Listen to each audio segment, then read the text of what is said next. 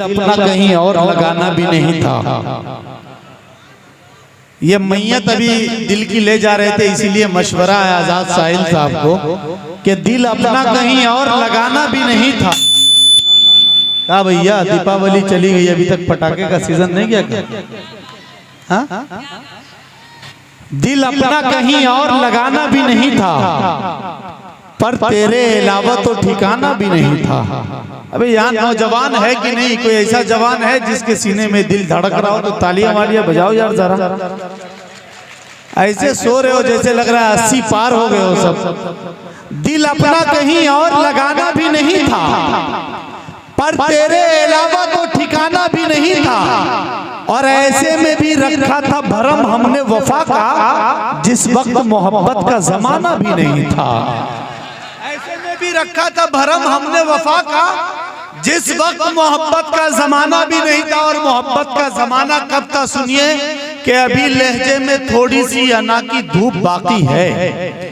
ابھی لہجے میں تھوڑی سی انا کی دھوپ باقی ہے، ابھی تک ایک کمرہ گاؤں میں دالان والا ہے۔ سنیے گا ڈائز پہ جتنے ہمارے مہانبھاؤ ہیں، جتنے اتیتھی گن ہیں، تمام لوگوں کی دعائیں چاہتا ہوں، اور یہ آگے صف میں جو ہمارے ریسپیکٹڈ لوگ بیٹھے ہیں، تمام کے تمام عزتدار لوگ اور بہت زندہ دل لوگ بیٹھے ہیں، سب کی دعائیں چاہتا ہوں۔ چوتھے مصرے پہ بس جڑیے گا کہ ابھی لہجے میں تھوڑی سی انا کی دھوپ باقی ہے، ابھی تک ایک کمرہ گاؤں میں دالان والا ہے۔ ابھی لہجے میں تھوڑی سی انا کی دھوپ باقی ہے، ابھی تک ایک کمرہ گاؤں میں دالان والا ہے۔ تمہیں سچی محبت کے کئی قصے سنائے گا، ہمارے گاؤں آنا تم وہاں ایک پان والا ہے۔ تمہیں سچی محبت کے کئی قصے سنائے گا، ہمارے گاؤں آنا تم، ہمارے گاؤں آنا تم وہاں ایک پان والا ہے۔ محترم سامعین، بنارس پان کا شہر ہے، آپ کو معلوم ہے کہ نہیں؟ بنارس کا پان بہت مشہور ہے، گیتکار نے بنارس کے پان کا بھی ذکر کیا ہے۔ ہمارے درمیان بنارس سے ایک بہت خوبصورت لہجے کی کویتری اور بہت خوبصورت لہجے کی شاعرہ بھی تشریف رکھتی ہے، ان کے کلام کو بھی آپ کو سننا ہے۔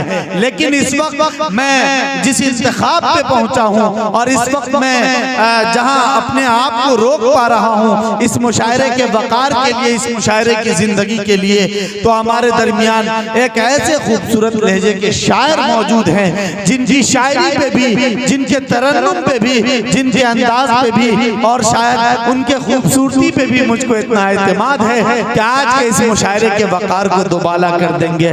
اگر آپ اس شاعر کو سننا چاہتے ہیں تو ذرا اپنی زوردار تالیاں بجائیں تاکہ میں ان کو آپ کے سامنے۔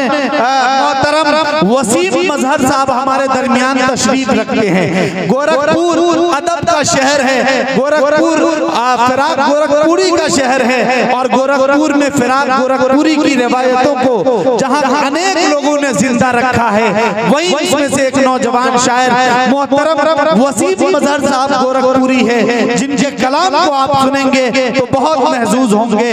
ان 4 مصروں کے ساتھ میں آواز دینا چاہتا ہوں کہ آیت عشق روانی میں پڑھی جاتی ہے، آیت عشق روانی میں پڑھی جاتی ہے، یہ دعا صرف جوانی میں پڑھی جاتی ہے۔ جی اچھا بھائی، شعر سمجھ میں نہیں آیا آپ کو؟ میں پھر سے پڑھتا ہوں، تمام نوجوانوں کے نظر کرتا ہوں، سنیے گا۔ آیت عشق روانی میں پڑھی جاتی ہے، آیت عشق روانی میں پڑھی جاتی ہے، یہ دعا صرف جوانی میں پڑھی جاتی ہے، اور تیرے ہونٹوں کی یہ سرخی بھی عجیب سرخی ہے، ایسی تحریر تو پانی میں پڑھی جاتی ہے، ایسی تحریر تو پانی میں پڑھی جاتی ہے۔ آپ کی زوردار تالیوں کے بیچ میں محترم وسیم مظہر صاحب گورکھپوری کو آواز دینا چاہتا ہوں کہ آپ تشریف لائیں اور اپنے کلام سے ہم سب کو نوازیں۔ آپ سب کی زوردار تالیاں بتائیں گی کہ وسیم مظہر صاحب آپ کے درمیان کتنے دیر تک شعر پیش کریں۔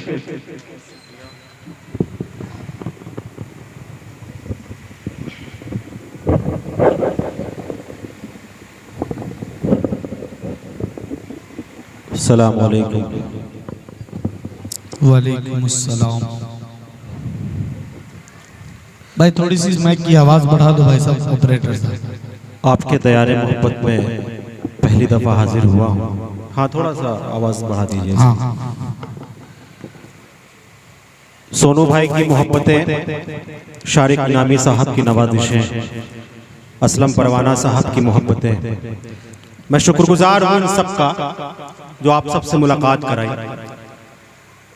میں اسٹیج سے اجازت چاہتا ہوں، آپ سے بھی اجازت مانگتا ہوں، چونکہ مشاعرہ یہاں سے شروع ہو چکا ہے. میں چاہتا ہوں کہ آپ تھوڑا سا اگر شاعر سے جڑیں گے تو شاعر بھی اسی حوصلے کے ساتھ اپنا کلام آپ کو سنائے گا. اس حوصلے سے شاعر پڑھتا ہے. جی بھائی. تو ایک بار میرے بائیں جانب، میرے داہنے جانب، میرے سامنے جتنے لوگ یہاں بیٹھے ہیں، ایک بار ذرا زوردار تالیاں بجا کر مجھے اجازت دیں، مجھے دکھائیں کہ یہاں کس طریقے سے شاعری سنی جاتی ہے. عطا کریں. بہت خوبصورت شاعری ہوگی، آپ لوگ غور سے سنیں. جی 4 مصرے پڑھتا ہوں، اگر آپ سننے کے بعد کہیں سے لگے کہ آپ کا احساس بول پڑا ہے ان مصروں پر تو آپ بول پڑیے گا. اجازت ہے نا؟ بہت میٹھا ہے جو پانی سنا کبھی کھارا نہیں ہوگا. بالخصوص یہ 4 مصرے سبھی کی نظر کرتا ہوں، سنیں. عطا کریں. بہت میٹھا ہے جو پانی کبھی کھارا نہیں ہوگا. جو گل ہے وہ کسی صورت میں انگارا نہیں ہوگا. جو گل ہے وہ کسی صورت میں انگارا نہیں ہوگا. قسم کھائی ہے مل کر بھائیوں نے آج یہ مظہر. قسم کھائی ہے مل کر بھائیوں نے آج یہ مظہر. ہمارے جیتے جی آنگن کا بٹوارا نہیں ہوگا. ہمارے جیتے جی کیا بھائی زندہ باد. پھر سے اگر پڑھا جائے تو آپ کی زوردار تالیاں ہیں. خوبصورت شعر بھائی زندہ باد. بھائی آواز اس کی بڑھا دیجئے، بہت اچھا چل رہا ہے. اچھا لگا ہے؟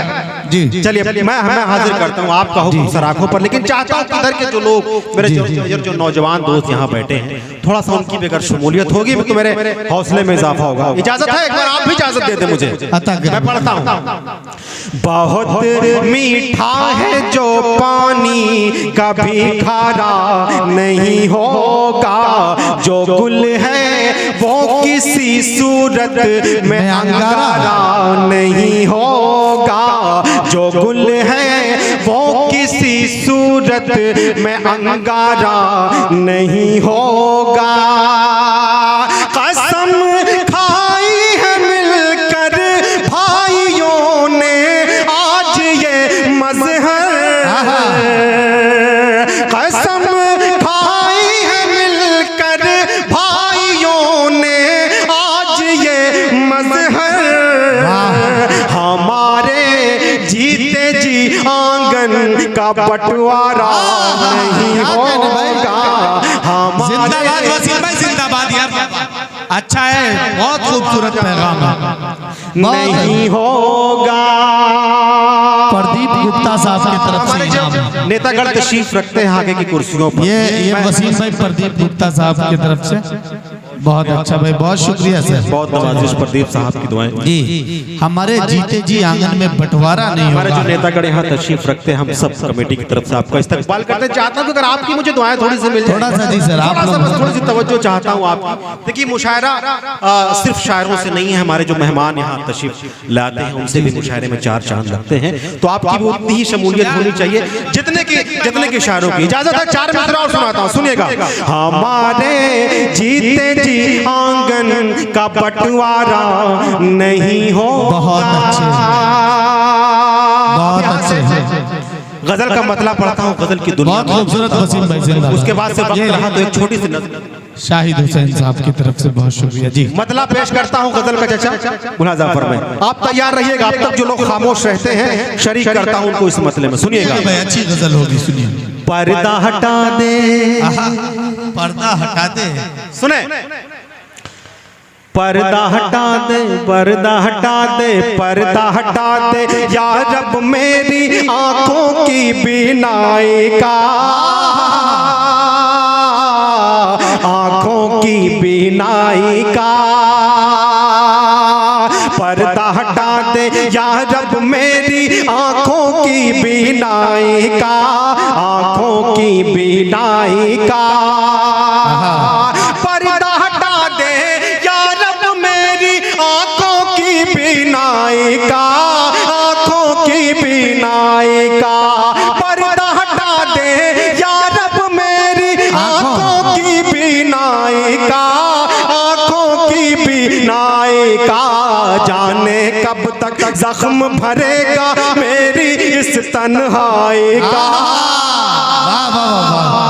بہت اچھے اس تنہائی کا جانے کب تک زخم بھرے گا میری اس تنہائی کا میری اس تنہائی کا بہت شکریہ بہت محبت ہے آپ سے غزل کا پہلا شعر آپ کی خدمت میں پیش کرتا ہوں مجھے یقین ہے کہ شعر سننے کے بعد کوئی شخص خاموش نہیں رہے گا ہم اکثر اپنے بیوی بچوں کی خدمت کرتے کرتے اس فریضے کو انجام دینا بھول جاتے ہیں جو ہمارے کاندھے پر ایک اہم ذمہ داری ہے پیش کرتا ہوں یہ شعر ملاحظہ فرمائیں عطا کرے بھائی نوازش پردہ ہٹا دے یا رب میری آنکھوں کی بینائی کا جانے کب تک زخم بھرے گا میری اس تنہائی کا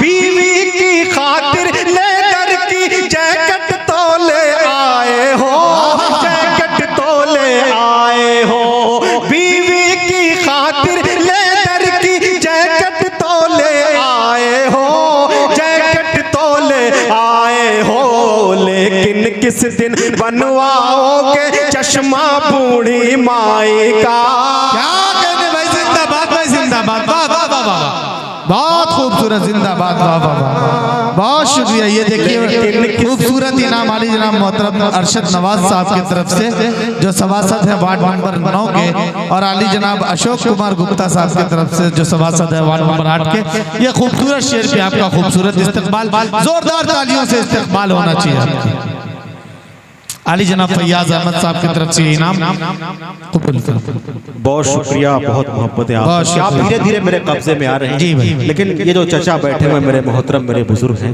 چاہتا ہوں کہ تھوڑا سا آپ اور تھوڑا سا میرے بائیں جانب جو لوگ بیٹھے ایک بار جھوم کے ایک بار تالیاں بجائیے پوری طریقے سے آپ مشاعرے میں دیکھیں مشاعرہ صرف یہ روشنی یہ مائک یہ شاعروں کا کام نہیں ہے بلکہ جب تک آپ پوری طریقے سے اس مشاعرے میں نہیں آئیں گے مشاعرہ تب تک کامیاب نہیں ہو سکتا تو میں شعر سناتا ہوں اچھا لگا ہے اگر شعر اچھا لگا تو ایک بار تالیاں بجا کر اس شعر کا استقبال کریے اچھا ہے یار بہت لیکن کس دن بنواؤ گے چشمہ بوڑھی مائی کا چشمہ بوڑھی مائی کا پردہ ہٹا دے یا رب میری آنکھوں کی بینائی کا جانے کب تک زخم بھرے گا میری اس تنہائی کا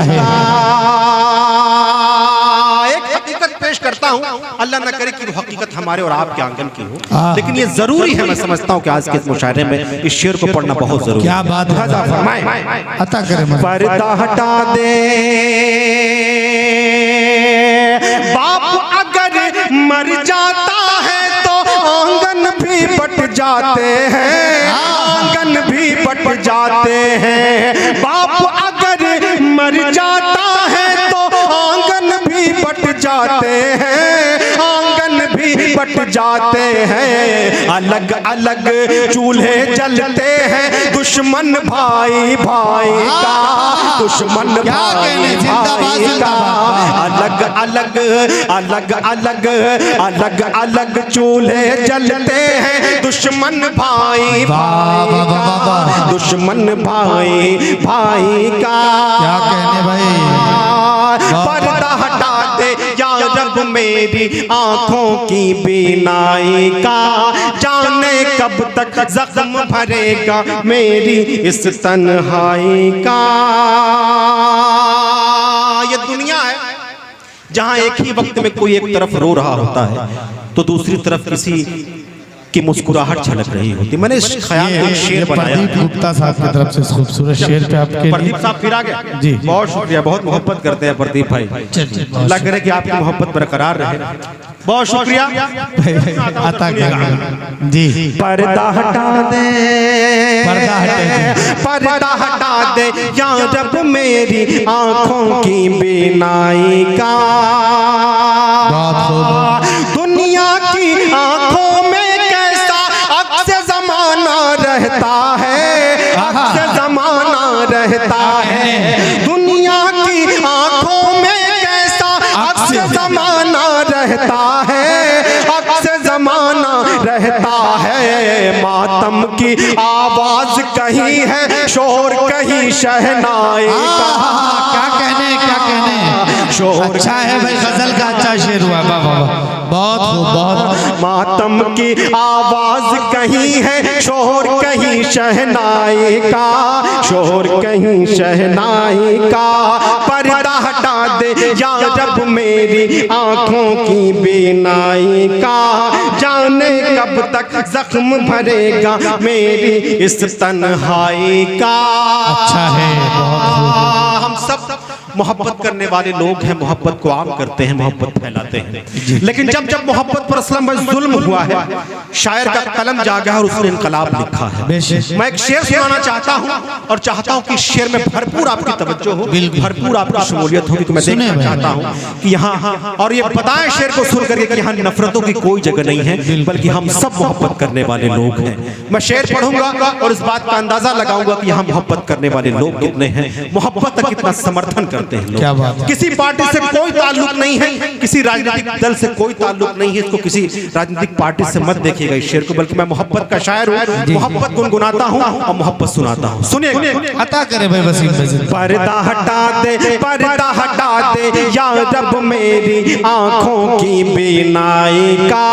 जाने कब तक जख्म भरेगा मेरी इस तन्हाई का। प्रेम विवाह पे पाबंदी की वो जो बातें करता है, वो जो बातें करता है। प्रेम विवाह पे पाबंदी की वो जो बातें करता है, वो जो बातें करता है। भूल गया है शायद किस्सा अकबर जोधा बाई का। अरे जिंदाबाद भाई, जोरदार तालियां होनी चाहिए इस शेर पे भाई। क्या क्या निभाया है आपने, देखिए हमारे बहुत मोहतरम अली जनाब की तरफ से ये खूबसूरत ये शेर फिर से पढ़े यार, जिंदाबाद, वाह। अगर एक बार पूरा मजमा तालियां बजा दे तो एक माहौल बन जाएगा यहाँ से। वाह भाई, ये बहुत शुक्रिया मेरा, मैं हाजिर करता हूँ। पर्दा हटा दे, पर्दा हटा दे, पर्दा हटा दे या रब में आंखों की तन्हाई का। जाने कब तक जख्म भरेगा मेरी इस तन्हाई का। प्रेम विवाह पे पाबंदी की वो जो बातें करता है, वो जो बातें करता है। प्रेम विवाह पे पाबंदी की वो जो बातें करता है, वो जो बातें करता है। भूल गया है शायद किस्सा अकबर जोधा बाई का, अकबर जोधा बाई का। पर्दा हटा दे या रब मेरी आंखों की बीनाई का। पर्दा हटा दे। और गजल का आखिरी शेर अता करे भाई, बहुत खूबसूरत गजल, जिंदाबाद भाई, मुलाजा फरमाए। अता करे नवाजिश। पर्दा हटा दे या रब मेरी आंखों की बीनाई का। यूं इंसाफ किया करते हैं मुंसिफ अपनी अदालत में, मुंसिफ अपनी अदालत में। यूं इंसाफ किया करते हैं मुंसिफ अपनी अदालत में, मुंसिफ अपनी अदालत में। काम लिया करते हैं हमसे जख्मों की तुरपाई का। क्या कहने, क्या कहने भाई, की तुरपाई का जख्मों की तुरपाई का काम लिया करते हैं हमसे, जख्मों की तुरपाई का, जख्मों की तुरपाई का। बहुत खूब मजहर साहब, क्या काफिया पैमाई हुई है, जिंदाबाद। और मक्ता भी गजल का इन्हीं मोहब्बतों की दहलीज तक अता पहुंचा करे रहा है। नवाज़िश। सभी को शरीक करता हूं इंशाअल्लाह ताला। पूरी उम्मीद है कि गजल का मक्ते में भी पूरी तरीके से आप जी, अता शरीक होंगे। बिलखुसूस पेश कर रहा हूं, मुलाजा फरमाएं। अता करे नवाजिश। पर्दा हटा दे, पर्दा हटा दे, पर्दा हटा दे, मौका परस्ती का ये मंजर, जाके अदालत देखो वसीम, जाके अदालत देखो वसीम।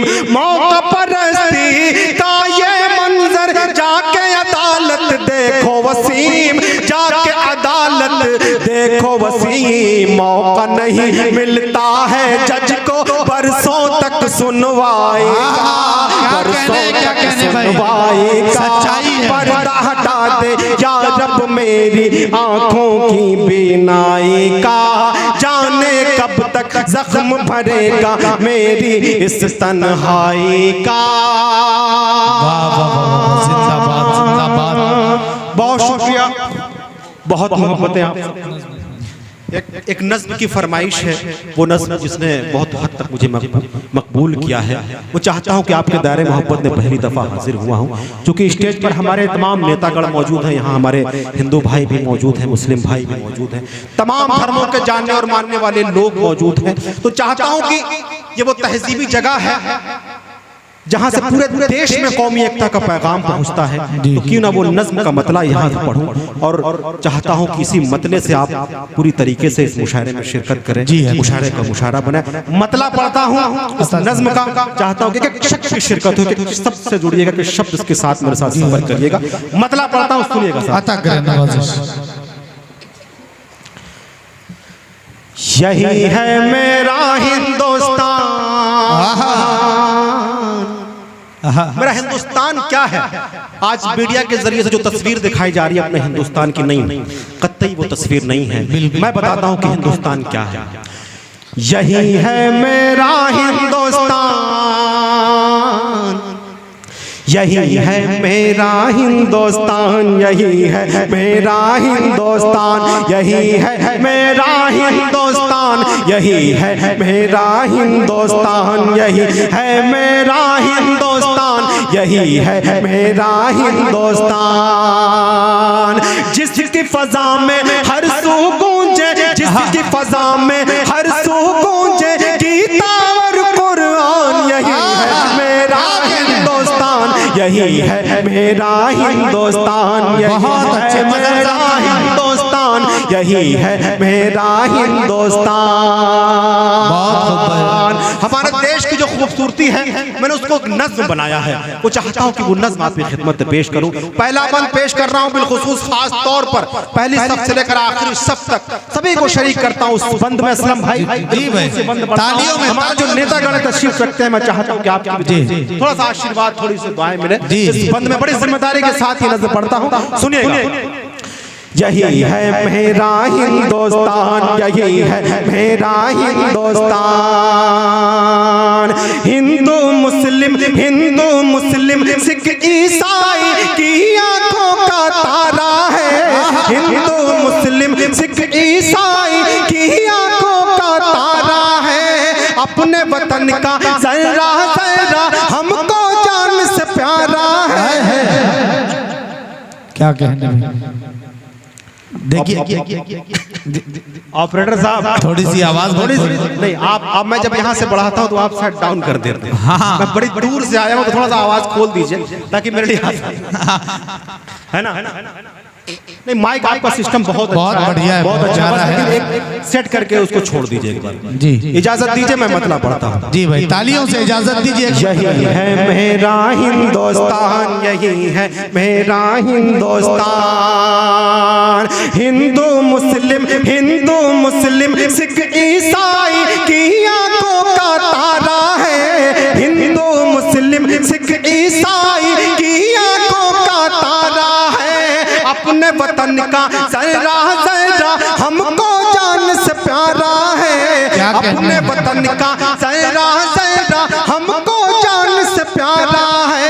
रंग बिरंगे फूलों जैसे हर मजहब के लोग यहाँ, सबकी बोली अलग अलग है, सबकी अपनी अलग ज़बान। गंगा जमुना से मिलकर अमृत के धारे बहते हैं, पर्वत से ये गिरते झरने झूम झूम कर कहते हैं, धुल जाते हैं पाप इसमें जो करता है स्नान। यही है मेरा हिंदुस्तान, यही है मेरा हिंदुस्तान, यही है मेरा हिंदुस्तान, यही है मेरा हिंदुस्तान।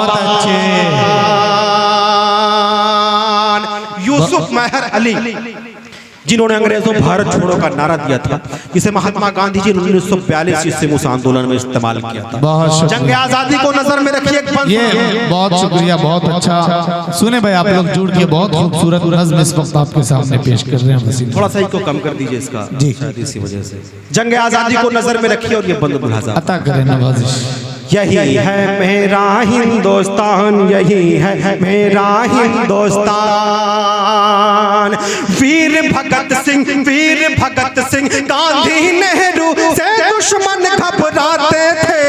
वीर भगत सिंह गांधी नेहरू से दुश्मन घबराते थे। अशफाकुल्लाह और बिस्मिल के नामों से डर जाते थे। अशफाकुल्लाह और बिस्मिल के नामों से डर जाते थे।